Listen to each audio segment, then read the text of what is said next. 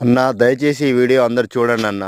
ఎందుకంటే ఏవేవో పనికిరాని యూట్యూబ్‌లో వీడియోలు చూస్తా ఉంటారు. దాని అర్థం పర్థం లేని వీడియోలు కూడా లైకులు కొడుతుంటారు. కానీ మా రైతులయి మాత్రం వీడియోలు ఎవరు చూడరు, లైక్ చేయరు, ఆదరణ అస్సలు లభించదు. మరి ఆ రైతులు ఏం పాపం చేసినో తెలవదు గానీ, ప్రకృతి అట్నే రైతులను నష్టం చేస్తుంది. ప్రభుత్వాలు నష్టం చేస్తాయి. ప్రతి ఒక్కరు రైతుని నష్టం చేస్తారు గానీ, వాళ్ళ బాధలు, కష్టాలు చెప్పుకోవడానికి ఒక యూట్యూబ్ లాంటి దాంట్లో కూడా ఎవరు సరిగ్గా ఆదరణ లేకపోతే ఎట్లా అన్నా? అందరికీ అన్నం గావాలి. అందరు తినడానికి అన్నం గావాలి. ప్రతి ఒక్కటి గావాలి గానీ, రైతుల బాధలు, రైతుల కష్టాల గురించి వాళ్ళు చేసే వీడియోలు మాత్రం ఎవరికీ అవసరం లేదన్న. ఎందుకన్నా అంతగా ఏం పాపం చేసిర్రు రైతులు?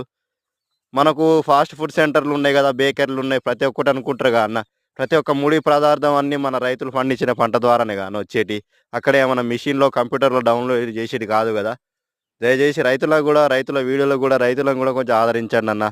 ఈ వీడియో అందరికి షేర్ జేసి కొంచెం మా బాధలు గూడా చూపెట్టండన్న. ఇవన్న రైతన్నలకు